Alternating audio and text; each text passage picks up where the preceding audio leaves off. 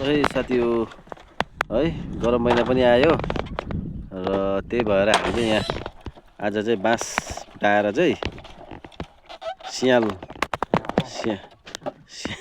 कहाँ घर सियाल बनाउँदैछु हामी यसो घाम लागेको बेलामा यसो शीतल ताप्नको लागि धेरै गरम बढेको कारणले गर्दा हामीलाई काम गर्न धेरै गाह्रो परिरहेको छ। यस्तो छ है साथी हो हाम्रो जिन्दगी चाहिँ हाम्रो बगरे जिन्दगी चाहिँ यस्तो छ।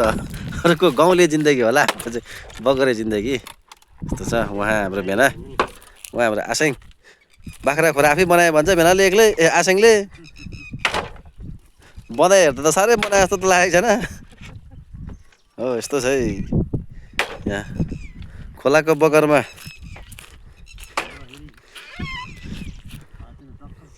अब यस्तो बनाएन भने त घामले यहाँ घाम सरले यहाँ हेर्नु होला साथी यस्तो छ घामी हो नबनाइ पनि धर छैन होइन भेना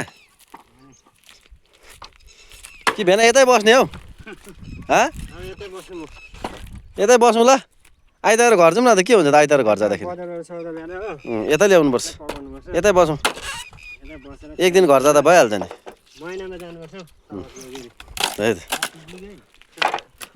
आसेङलाई त के आसेङ के बस्ने कि यतै हामी त यतै बस्ने हो अब के गर्नु यता बस्यो भने अलिक अब पैसा पनि हुने रहेछ ढुङ्गा बल्लाको टेन्सन पनि नहुने रहेछ है बेला ड्राइभरहरू पनि नरिसाउने हो। आइतबारको चाहिँ ओभर टाइम पाउँछ नि आसेङ पिएफहरू सबै काटिन्छ